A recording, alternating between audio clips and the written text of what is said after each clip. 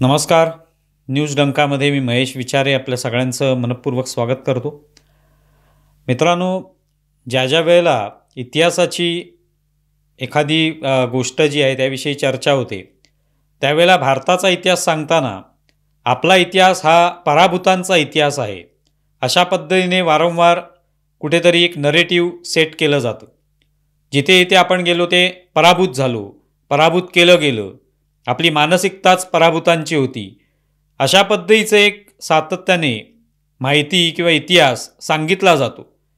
पण तो पराभूतांचा इतिहास नाही आहे, तर तो विजेत्यांचा म्हणा, शौर्याचा म्हणा असाच इतिहास आहे. आणि असे अनेक राजे महाराजे आपल्याला पूर्ण देशभरात सांगता येतील की ज्यांनी अत्यंत प्रतिकूल परिस्थितीमध्ये सुद्धा विजय मिळवले, शौर्य दाखवलं. त्यामुळे तो इतिहास शौर्याचा इतिहास म्हणूनच ओळखला गेला पाहिजे, तो पराभवाचा इतिहास नाही. कारण विजय आणि पराजय याच्यामध्ये फार थोडंसं अंतर असतं. एखादा व्यक्ती विजयी होतो म्हणजे दुसरा व्यक्ती पराभूत होतो, पण याचा अर्थ तो कमकुवत होता असा त्याचा अर्थ होत नाही. त्यामुळे आपला इतिहास जो आहे, आपल्या भारतातल्या, हिंदुस्थानातल्या, अखंड हिंदुस्थानामधल्या राजांनी जे जे आक्रमक आले त्या सगळ्यांना तेवढाच कडवा प्रतिकार केलेला आहे. अनेक वेळेला त्यांच्याविरुद्ध युद्ध जिंकलेली आहेत, पण तो इतिहास कधी समोर आला नाही, सांगितला गेला नाही. आता जे राज्यामध्ये, महाराष्ट्रामध्ये जे अधिवेशन सुरू होतं त्याच्यात पानिपताचा मुद्दा उपस्थित झाला आणि मुख्यमंत्री देवेंद्र फडणवीस यांनी सविस्तर हे पानिपताचं जे युद्ध आहे त्याविषयी सांगितलं. त्याचं कारण होतं ते म्हणजे पानिपतामध्ये या सगळ्या युद्धाचं एक स्मारक व्हावं, मराठ्यांनी केलेल्या पराक्रमाचं स्मारक व्हावं, अशा पद्धतीची इच्छा तिकडच्या मराठ्यांनी फडणवीसांकडे व्यक्त केली. आणि त्यामुळे तिथे एक असं स्मारक व्हावं, आत्तासुद्धा तिथे एक छोटं स्मारक आहे, पण एक भव्य स्मारक व्हावं, कायमचं स्मरणात राहील, आपल्याला नेहमीच ते प्रेरणादायी ठरेल असं एक स्मारक तिथे उभं राहावं, अशी इच्छा फडणवीसांनी व्यक्त केली आहे. त्या लोकांनी ती इच्छा व्यक्त केल्यानंतर आपण तसं स्मारक उभारणार आहोत असं फडणवीसांनी सांगितलं. त्यावर जितेंद्र आव्हाड म्हणाले की कशाला पाहिजे स्मारक तिकडे, त्या ठिकाणी जे युद्ध झालं, मराठी तिकडे जे गेले सदाशिवराव भाऊ यांच्या नेतृत्वाखाली, ते पराभूत तर झाले, तर पराभूत झाल्यानंतर तिथे कशाला स्मारक उभारायला पाहिजे, तिकडे काय विजय मिळवला नाही त्यांनी, मग तिथे कशाला स्मारक हवंय मराठ्यांचं. उलट इकडे औरंगजेबाची कबर जी उखडतायत किंवा नको आहेत असं म्हटलं जाते, काढून टाका असं म्हटलं जाते, ती कबर ठेवा, ती शौर्याचं प्रतीक आहे मराठ्यांच्या. आता मुळात यावरच मग देवेंद्र फडणवीस यांनी संपूर्ण जो पानिपतचा इतिहास आहे तो विस्तृतपणे तिथे सांगितला. ज्योतिरादित्य शिंदे, महादजी शिंदे यांच्या वंशातले आहेत, त्यांनी त्याचं कौतुक केलं की फडणवीसांनी ज्या पद्धतीने ही संपूर्ण पानिपतची लढाई काय नेमकी होती, काय इतिहास होता हे सांगितलं त्या अधिवेशनादरम्यान, त्याचं कौतुक केलं. तर ते स्मारक तिथे व्हायला पाहिजे, ते पराभवाचं स्मारक नाहीये, तर ते शौर्याचं स्मारक आहे हे फडणवीसांनी सांगितलं. भलेही मराठे पराभूत झाले असतील, पण मुळात मराठे तिथपर्यंत गेले की नाही, मराठे तर तिथे गेलेच. इथे छत्रपती शिवाजी महाराजांनी जे रोपटं लावलं स्वराज्याचं, त्याचा महावृक्ष जो आहे या मराठ्यांनीच केला, पेशव्यांनी केला, सगळ्यांनी सोबत मिळून देशभरामध्ये हे हिंदवी स्वराज्य आहे ते पसरवलं. मग हे शौर्य आहे की नाही, ते शौर्यच म्हणायला पाहिजे. तिथे काही लढायांमध्ये पराभूत झालो असू, काही लढायांमध्ये माघार घ्यावी लागली असेल, पण तरी तिथपर्यंत आपण पोचलो. त्या शिवाजी महाराजांच्या काळामध्ये तशी स्थिती नव्हती, पण ती करून दाखवली मराठ्यांनी. या मराठ्यांच्या तलवारीचं पाणी जे ते पाजलेलं आहे या सगळ्या आक्रमकांना, मग त्याचं शौर्याचं प्रतीक हे पानिपतमध्ये उभं राहणार नाही तर कुठे उभे राहणार. तो जो इतिहास आहे हा वारंवार असा सांगितला गेला तत्कालीन इतिहासकारांनी की आपण पानिपतमध्ये पराभूत झालो, जेव्हा कधी आपण कुठे हरतो, पराभूत होतो, तेव्हा बघायचं पानिपत झालं असं म्हणण्याचा प्रघात त्यामुळे पडलेला आहे. भलेही आपण पराभूत झालो असू तरी आपण तिथे शौर्य गाजवलेलं आहे, पराक्रम गाजवलेला आहे. त्यामुळे तिथे ते स्मारक व्हायला पाहिजे. पण ते का होऊ नये याचं कारण त्याचं नेतृत्व पेशवे करत होते. त्यामुळे त्याला कसं काय विजय म्हणता येईल? कारण ज्यांची भूमिका ही पेशव्यांच्या विरुद्ध आहे, ब्राह्मणांच्या विरुद्ध आहे, रोजच्या रोज ब्राह्मणेतर असा वाद निर्माण करायचा, खुसपटं काढायची, त्यांना ते पटणारच नाही की तिथे स्मारक व्हावं मराठ्यांच्या शौर्याचं. कारण त्या मराठ्यांचं नेतृत्व पेशवे करत होते. त्यामुळे ही अडचण आहे की तिकडे स्मारक नको, पण इथे कोणाचं स्मारक पाहिजे? तर शौर्याचं प्रतीक म्हणून औरंगजेबाची कबर मात्र ठेवा. त्याला लेबल कसलं लावायचंय? शौर्याचं प्रतीक.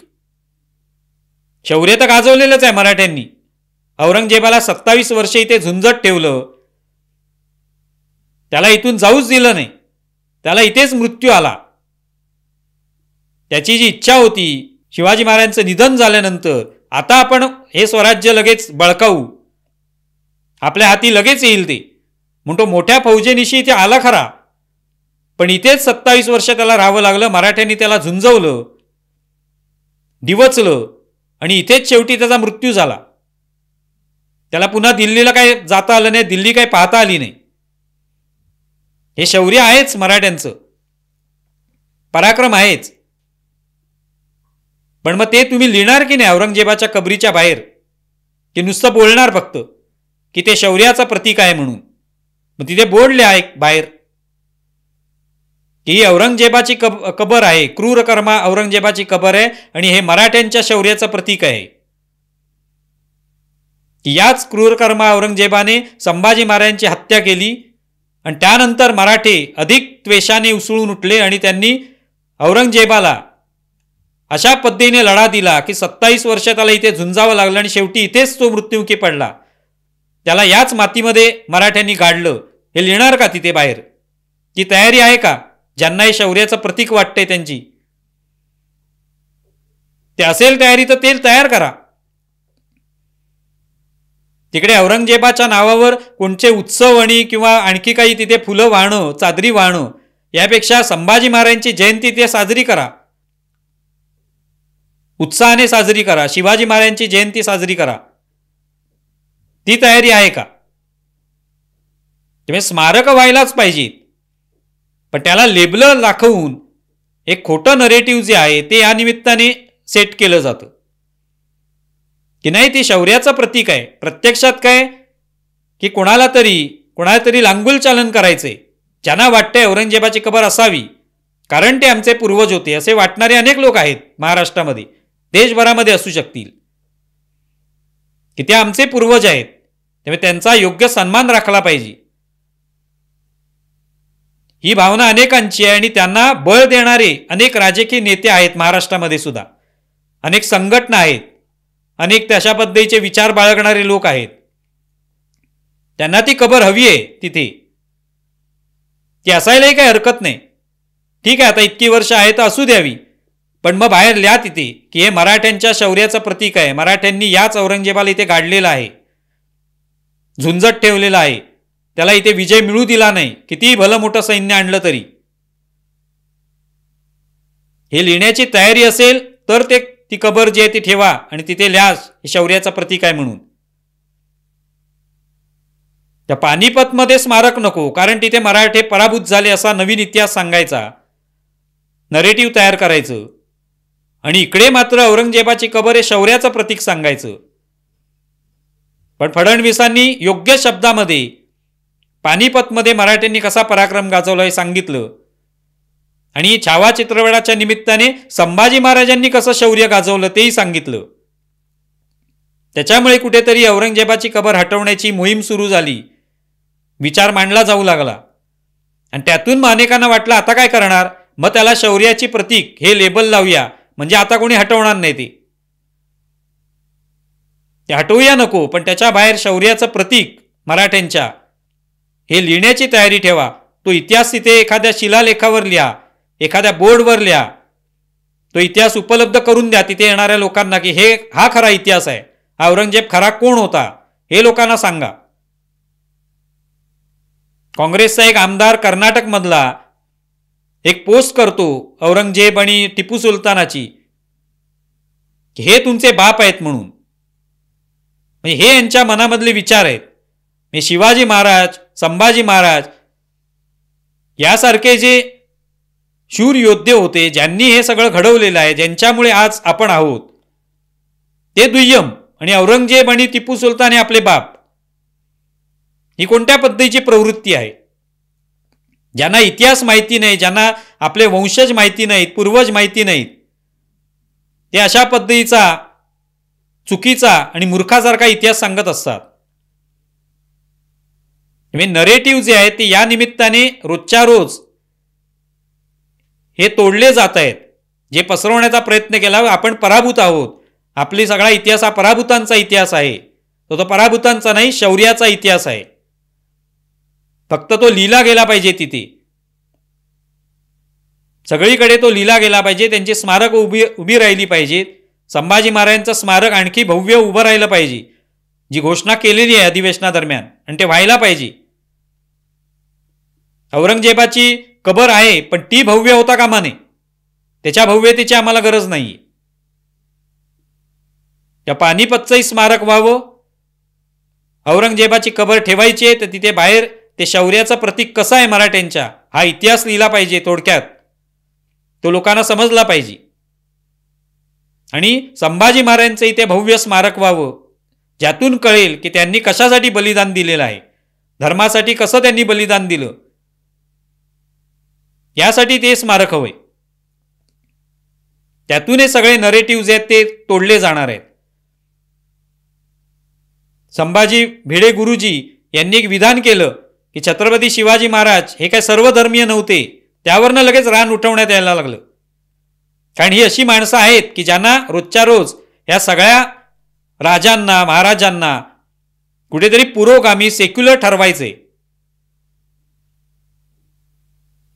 पण भिडे गुरुजी सांगतात की ते हिंदुत्ववादीच होते, आणि ते होतेच. भिडे गुरुजींनी सांगितलं आहेच, पण ते होतेच. पण तो इतिहास कोणाला आणायचा नाही समोर.